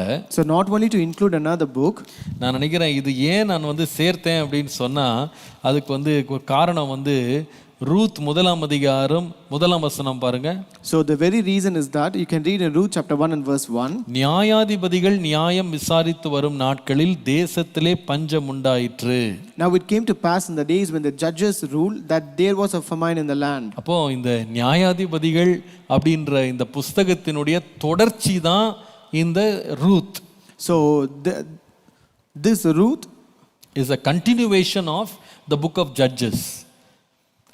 நியாயாதிபதிகள் நியாயம் விசாரித்து வரும் நாட்களிலே தேசத்தில் பஞ்சம் உண்டாயிற்று. அந்த காலத்தில் நகோமி இவர்கள் எலிமெலேக்கெல்லாம் பெத்லகேமை விட்டு மோவாவுக்கு போறாங்கன்னு சொல்லி வாசிக்கிறோம். So here we read that in the days where judges ruled there was a famine and therefore this Naomi left Bethlehem and went to Moab. அப்போ ஆக்சுவலாக உண்மையாக பார்த்தீங்கன்னா கிறிஸ்துவுக்கு முன்பாக இந்த புஸ்தகம் வந்து நியாயாதிபதிகளோடு சேர்ந்து வைக்கப்பட்ட ஒரு புஸ்தகமாக தான் இருந்தது. அதற்கு பின்பாக தான் அதை ரெண்டாக பிரிச்சுட்டாங்க. So before Christ this book was actually included along with the book of Judges. Only later stages they divided into two. ஆகவே இந்த புஸ்தகத்தை சேர்த்து வாசிக்கிறது நல்லது நான் நினைக்கிறேன். I think it would be good if we read this book along with the Judges. இந்த ரூத்தினுடைய புஸ்தகம் நம்ம நிறைய பேருக்கு அடிக்கடி வாசித்து ரொம்ப பழக்கமான செய்தி கேட்ட ஒரு புஸ்தகம். So this book of Ruth is a familiar book which we have read very often and we have listened to many sermons as well. ஆச்சரியம் என்னன்னா இந்த ரூத் வந்து ஒரு இஸ்ரவேல பெண் இல்ல, அவள் ஒரு மோவாபிய பெண். The surprising is that this Ruth was not an Israelite but she was a Moabite. இந்த ரூத்தினுடைய பெயருடைய அர்த்தம் வந்து சிநேகிதன் அல்லது சிநேகிதி என்ற அர்த்தம். The name Ruth means friend. இந்த ரூத் ரொம்ப முக்கியமான இடத்தை பிடிக்கிறாள், ஏனென்றால் அவள் இயேசுவினுடைய கொள்ளுப்பாட்டியாக மாறுகிறாள். So this Ruth becomes a great grandmother of Jesus. தாவீதினுடைய கொள்ளுப்பாட்டியாகவும் இருக்கிறாள். And she was also the great grandmother of David. நான் நினைக்கிறேன் வேதத்திலேயே பெண்களுடைய பெயர்ல தலையிடப்பட்ட 2 புஸ்தகங்கள், ஒன்று ரூத், இன்னொன்று Esther. So the only biblical name that bears the name of a woman is one is Esther and the next one is Ruth. இந்த புஸ்தகத்தை Samuel தான் எழுதியிருப்பார் என்று கணிக்கப்படுகிறது. And it is also assumed that this book would have also been written by Samuel. கர்த்தருடைய நாமத்திற்கு மகிமை உண்டாவதாக. Glory be to the name of the Lord. இந்த ரூத்தினுடைய சம்பவம் நமக்கு எல்லாருக்கும் தெரியும். We all know the incidents of Ruth. இந்த ரூத்துக்கும் இந்த நியாயாதிபதிகளுக்கு ஒரு நல்ல ஒரு வித்தியாசம் இருக்கு. So there's a difference between Ruth and the judges. நான் சொல்லுவேன் அது ஒரு வரவேற்கத்தக்க வித்தியாசம் நான் சொல்லுவேன். I think this difference we have to welcome it. ஏன் சொன்னா, It's because இந்த நியாயாதிபதிகள் புஸ்தகம் முழுவதும் பார்த்தீங்கன்னா அக்கிரமம், அநியாயம், ஒரே போர், சண்டை, இப்படிதான் அந்த சம்பவங்கள் எல்லாம் எழுதப்பட்டிருக்கிறது. When you read the book of Judges, you can find all the incidents that are surrounding around violence, all kind of invasions or wickedness and disgusting things. இந்த நியாயாதிபதிகள் புஸ்தகத்துல ஜனங்கள் அடிக்கடி கர்த்தரை விட்டு விலகி போகிற, அவருக்கு விரோதமாய் செயல்படுகிற கிரியைகளை நீங்க படிக்கலாம். And also you can read the works of people in Judges where they do against God, they move away from God and they do all the wickedness. ஆனால் ரூத் அப்படியே ஒரு வித்தியாசமா இருக்கிறது. But Ruth is totally different. ரூத்தினுடைய சம்பவத்தை நீங்க படித்தீங்கன்னா ஒரு தனிப்பட்ட குடும்பத்திலே நடந்த ஒரு அழிவு, அதை தொடர்ந்து அவங்க ஒரு அந்நிய பெண் கூட தேவனை உறுதியாய் பற்றி கொண்டு வருகிற ஒரு சம்பவத்தை இங்க படிக்கலாம். But in the book of Ruth you can read this incident which happened in a single personal life of a family, and then where a strange woman hold on to the Lord, and she was very continuously sternly in the Lord. நீங்க இந்த நியாயாதிபதிகள்ல பாத்தீங்கன்னா அங்க விரோதம், கலகம் இதெல்லாம் படிக்கலாம். ஆனா ரூத்ல உண்மையான அன்பு, அர்ப்பணிப்பு, ஐக்கியம், இதெல்லாத்துக்கும் ஒரு அடையாளமாக இந்த புஸ்தகம் வருகிறது. So but in Judges you can read all violence, enmity, wars, battles and wickedness, but in Ruth you can read always it is peace, and then full of compassion and all kinds of good characteristics that are revealed here. இந்த ரூத்தினுடைய சம்பவத்தை படிக்கும்போது அதோட map ஒன்று காண்பிக்கிறேன், உங்களுக்கு அது விளங்கும். I'll show you a map in the book of Ruth. அங்க பாத்தீங்கன்னா பெத்லகேம் அப்படின்ற அந்த பட்டணத்திலிருந்து அப்படியே பயணம் செய்து நேரா கீழே மோவாப் வரைக்கும் வந்த குடும்பம் தான் நகோமியின் குடும்பம். So here you can read the journey of this Naomi and Ruth, where they started from Bethlehem and came down till Moab. திரும்ப ஆண்டவர் மோவாபிலிருந்து திரும்ப அவங்க பெத்லகேமுக்கு திரும்பி வர்றதுக்கு ஆண்டவர் பாதையை தேவன் திறந்து கொடுத்தார். And again God opened a way that they returned again back from Moab to Bethlehem. இதுல பெரிய ஆச்சரியம் என்னன்னா, what is more surprising here, நகோமி ஒரு பின்மார்க்கமான வாழ்க்கையை போல இறங்கி வருகிறது நீங்க பார்க்கிறோம். you can read where Naomi went to a state of backsliding from her way. ஏன் சொன்னா இஸ்ரவேலே அப்படிதான் ஒரு பின்மார்க்கத்துல தான் நியாயாதிபதிகள் காலத்துல இருந்தது. It's because the Israel was also in backsliding during the times of Judges. அவங்க தேவனை உறுதியா பற்றல, அவங்க விக்கிரகங்களுக்கு பின்னால போயிட்டு இருந்தாங்க. They did not hold on to the Lord very firmly, they were behind these idols. இந்த நகோமியினுடைய வாழ்க்கையும் பாத்தீங்கன்னா விதமாக அவள் வாழ்கிந்து வர்ற அறிக்கைகள்லாம் அவிசுவாசம் இல்லாத ஒரு அறிக்கைகள். So even when you see the confessions of the mouth of Naomi, those are confessions of unfaithfulness, no faith in that. அதாவது இவங்களெல்லாம் நீங்க எப்படி சொல்லலாம்னா, பேரின்படி அவங்க எல்லாம் கிறிஸ்தவர்கள், பேரின்படி யூதர்கள்.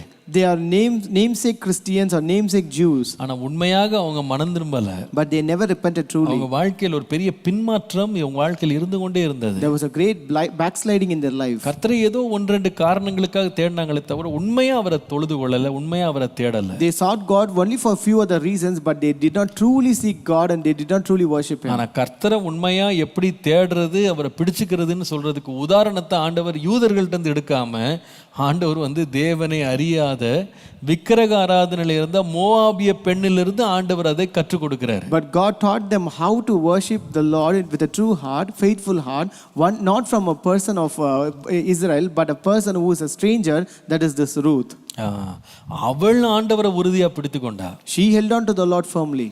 இந்த ரூத்லேயே எனக்கு ரொம்ப பிடித்த ஒரு வசனம், இன்னொரு விதமாக சொன்னால் இந்த ரூத்தின் புஸ்தகத்தின் கீ வேர்ஸ் எங்கே இருக்குன்னு சொன்னால், ரூத்தின் புஸ்தகம் 2ஆம் அதிகாரம் 12ஆம் வசனம் பாருங்க. So when you read Ruth chapter 2:12, which is a key verse of the entire book of Ruth, you can find here. உன் செய்கைக்கு தக்க பலனை கர்த்தர் உனக்கு கட்டளையிடுவாராக. இஸ்ரவேலின் தேவனாகிய கர்த்தருடைய செட்டைகளின் கீழ் அடைக்கலமாய் வந்த உனக்கு அவராலே நிறைவான பலன் கிடைப்பதாக. The Lord recompense thy work, and a full reward be given thee of the Lord God of Israel, under whose wings thou art come to trust. இஸ்ரவேலின் தேவனாகிய கர்த்தருடைய செட்டைகளின் கீழ் அடைக்கலமாய் வந்தவள் Ruth. So this Ruth was the one who came under the wings of the Lord of Israel, Lord God of Israel. நீங்கள் அவளுடைய உறுதியை நீங்க படிப்பீங்களானா, அவளுடைய உறுதி, when you read about her firmness, நீங்கள் ரூத் 1ஆம் அதிகாரத்தை வாசிக்கும் போது, when you read in Ruth chapter 1 16ஆம் வசனத்துல பார்த்தீங்கன்னா, verse 16, நான் உம்மை விட்டு பின்பற்றாமல் உம்மை விட்டு திரும்பி போவதை குறித்து என்னோட பேச வேண்டாம். நீர் போகும் இடத்திற்கு நான் போவேன், நீர் தங்கும் இடத்திலே நானும் தங்குவேன். உம்முடைய ஜனம் என்னுடைய ஜனம், உம்முடைய தேவன் என்னுடைய தேவன். Entreat me not to leave thee or to return from following after thee, for whither thou goest I will go, and where thou lodgest I will lodge. Thy people shall be my people, and thy God my God. அவ்வளோ ஆச்சரியமா இருக்கு பாருங்க. See how surprising. கர்த்தரை தங்கள் தெய்வமாக கொண்ட ஜனங்கள் வந்து தேவனை மறந்து அவங்க கானானிய விக்கிரகங்களை ஆராதிக்கிறதுக்கு போகும்போது, when people who have a God as their own God, but they forgot God and went behind these Canaanite idols, வாழ்நாளெல்லாம் விக்கிரகங்களை ஆராய்த்து கொண்டிருந்த ஒரு பெண், இஸ்ரவேலின் தேவனாகிய கர்த்தர் தான் என்னுடைய தேவன் திரும்பி வருகிற காட்சி எங்க பார்க்கிறோம். Here you can read a picture where this woman who worshipped idols came back saying that I will worship the Lord of Israel, he is my God. ஒரு பக்கம் இது நமக்கு ஒரு எச்சரிப்பு தான். This is a warning to us. சில வேளையில் நம்ம பிறந்தது முதலே வளரும் காலம் எல்லாம் நம் தேவனை குறித்து அறிந்து வளர்ந்து அதில் போதிக்கப்பட்டு நம்ம வந்தாலும், though we are this is actually a warning to us, though we are born as a Christians, though we know about God, we grow up knowing God and the great works of God, ஆனால் அநேக வேளையில் அந்நியர்களிடத்திலிருந்து தேவனையே அறியாத மக்கள்கிட்ட இருந்து ஆண்டவர் சிலரை எழுப்பி கொண்டு வந்து நம்மையே வெட்கப்படுத்துறாரு. many times God raises many people from strangers of gods and bring them to us, and he will embarrass us. சில வேளையில் பார்த்தா கிறிஸ்தவ வீட்டிலே பிறந்து கிறிஸ்தவ வீட்டிலே வளர்ந்து வர்ற பிள்ளைகளை பார்க்கிலும் ஆண்டவரையே அறியாம வளர்ந்து பாதியிலே அவரை அறிந்து கொண்ட மக்களுடைய வைராக்கியமும் அவருடைய அர்ப்பணிப்பும் ரொம்ப ஆச்சரியப்பட விதமாக இருக்கும். Sometimes the commitment and the zeal, the people who possess, who are born in strange other families, who are non-Christian families, are greater when we compare the zeal and the commitment that we have who are born as Christians. சில வேளையில் தேவனை அறிந்து வளர்கிற பிள்ளைகளுக்கு கர்த்தர் இப்படிப்பட்ட தேவனை அறியாத குடும்பங்களிலிருந்து கொண்டு வருகிற பிள்ளைகளை வைத்து ஆண்டவர் பாடம் எடுக்கிறார். Sometimes God teaches lessons using such kind of people who come from non-Christian families. நம்முடைய இரட்சகராக இயேசு கிறிஸ்து இந்த உலகத்தில் வரும்போது கூட அவரை விரோதித்து அவரை ஏற்றுக்கொள்ளாம அவரை கல்லெறியணும்னு அவரை தள்ளி விடணும்னு அவரை கொலையே செய்யறதுக்கு எழும்பினது வந்து யூத ஜனங்கள் தான், வேதம் படித்தவங்க. Even when Lord Jesus came into this world, it was Jews and Jewish people who rose against him, who oppressed him, who tried to send him away, stone him, and you want to crucify and kill him. ஆனால் அவரை வந்து நன்றி சொல்ல பணிந்தவன் ஒரு சமாரியன். But it was a Samaritan who actually thanked him.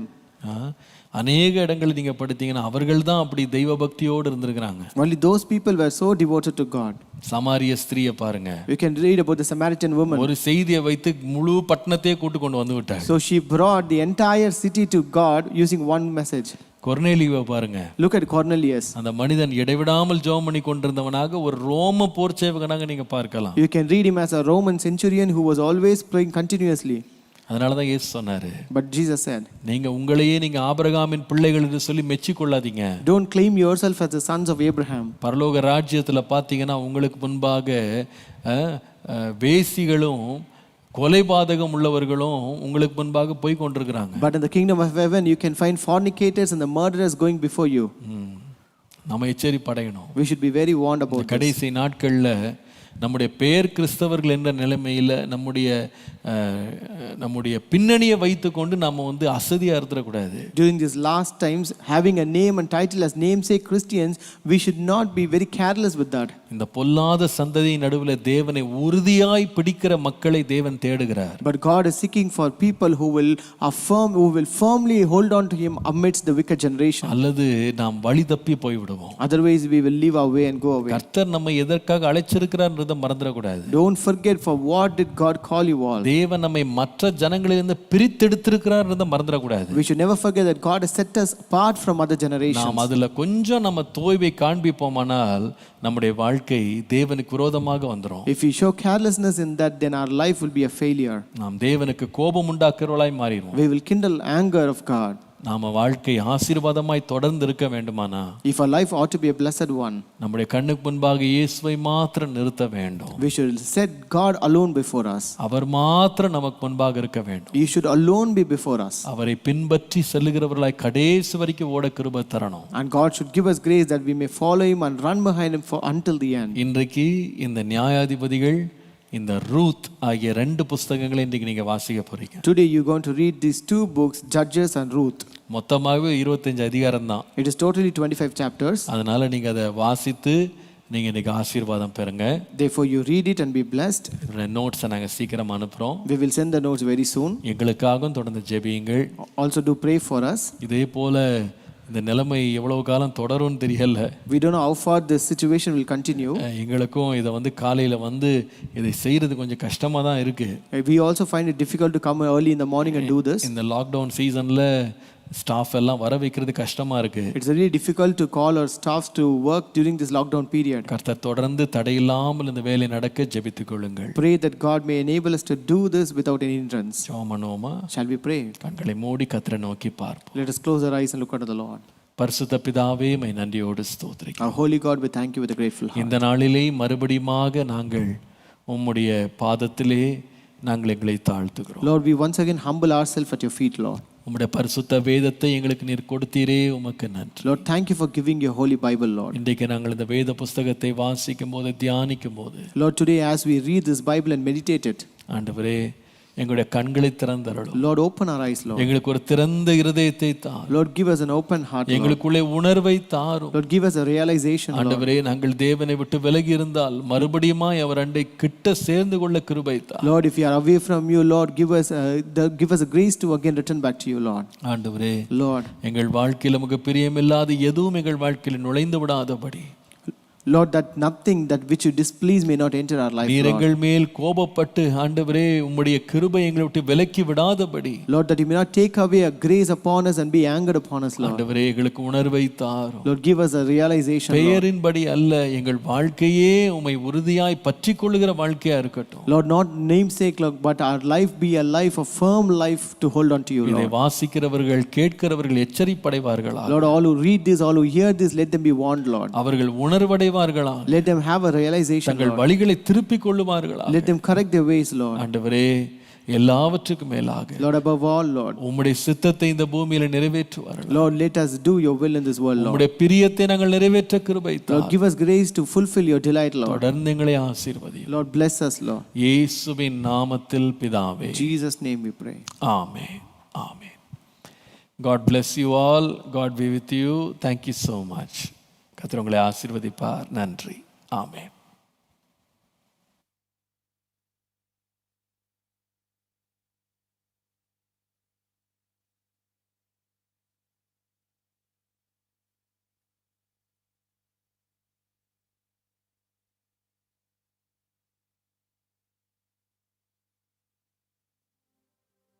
வானமகலும் பூமி அழியும், வேதவசனம் நிலைத்திருக்கும். பாடுவோம்.